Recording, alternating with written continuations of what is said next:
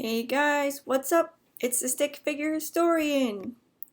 So we're jumping back into our England series, but we're going to do something a little different this time.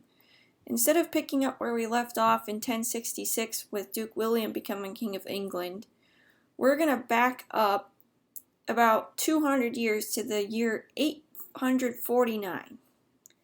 And in this year, a baby boy was born. A boy that was destined to take the first steps towards creating the country of England. And his name was Alfred. And yes, as surprising as it may sound, England once never existed. Of course, the land it sits on existed, but it was not called England at the time of Alfred's birth. The land was divided into 4 kingdoms, namely Mercia, Northumbria, East Anglia, and Wessex. And this map is actually a little outdated. You see there's Essex, Sussex, and Kent on there. Those are actually sub-kingdoms that ended up becoming part of Wessex. Well, Wessex was the greatest of these 4 kingdoms, and it was here that Alfred was born. He was the 5th and youngest son of their king Ethelwulf. And honestly, I think my stick figure version is better, but you can have your own opinion. And Alfred's mother, Osburh, was actually a learned woman, which basically means she knew how to read, which wasn't a common thing in those times. Well, Alfred grew to love reading and learning himself, and it is said that it's largely thanks to the influence of his mother. In fact, there's actually a legend that once, when Alfred was just 6 years old, his mother promised a beautiful book of poetry to the first of her sons that could memorize the words and recite them back to her. This was quite a prize because books were a rare thing at that time. So all the brothers worked really hard to learn the book, but Alfred worked so hard that he memorized it before them, and the treasure became his. Now, like I said, this is a legend. It's highly unlikely that a 6-year-old boy could memorize and recite an entire book. Legends are often made up about people to make them seem smarter or better than they actually are.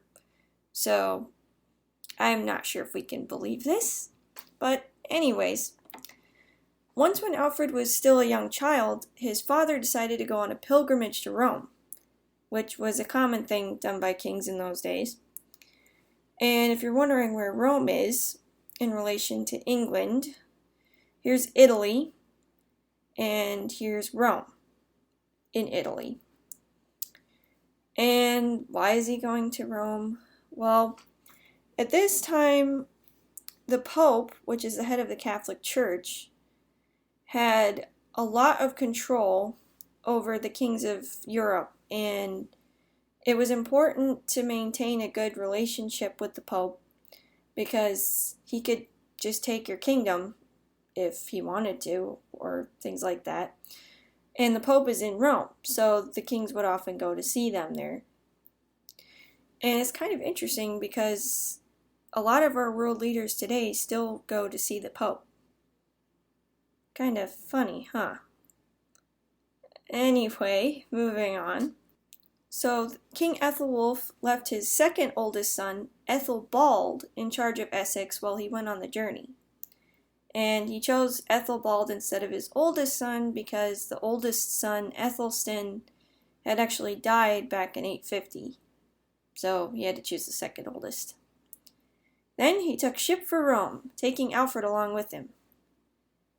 And I don't think he was flying the American flag. I'm pretty sure he would have been flying the banner of Wessex if he was flying anything, but okay, anyways. It's actually here that another legend concerning Alfred originates. It's said that while he and his father were in Rome, Pope Leo IV proclaimed that Alfred was chosen by God to be King of Wessex. If this is true, it must have seemed strange to Ethelwulf at the time, because as we said before, Alfred was his youngest son. Even though the oldest had died, there were still 3 other sons to succeed him as king. So Alfred's chances of reigning were pretty slight. But like I said, the story is a legend, and it's quite possible that it was made up after Alfred had become king in order to make him seem more legitimate. And yes, I did just let that slip. He did become king eventually, but let's not get ahead of ourselves. Alfred and his father were away on this pilgrimage for 2 years, and it must have been a very interesting time for the young prince. He would have seen a lot of fascinating things during their travels. And among the places that they stopped was the great court of Charles the Bald, King of France. And I know he's not bald in the picture. Don't ask me why he has that name. I don't know. But the French king's court probably still had much of the ancient glory of the famous Emperor Charlemagne, who was Charles's grandfather. And I'll have to tell you about him in another story.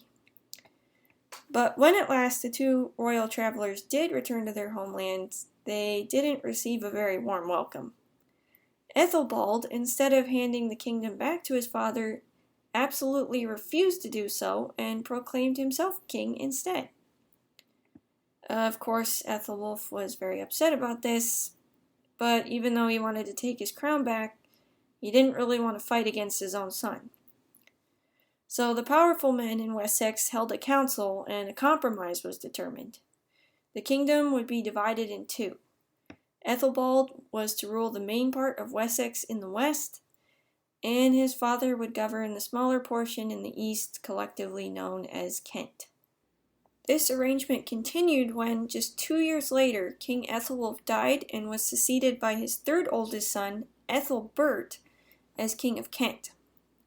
But eventually, when the treacherous Ethelbald died in 860, yep, you just died, buddy, the kingdom was once again united, and Ethelbert became king of all Wessex.